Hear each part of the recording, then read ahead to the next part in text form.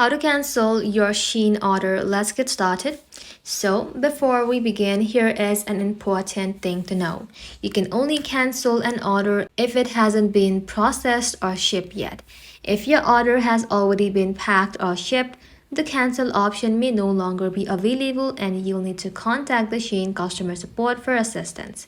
So, to cancel your orders, simply open up Shein application and then log into your account. Once logged in, tap on the Me icon right over here and just like that, select My Orders. Tap on View All and you will be able to find your recent order. Find the order you would like to cancel, and if it's still eligible, you will be able to find a cancel order option. Tap onto it and follow the prompt and confirm the cancellation.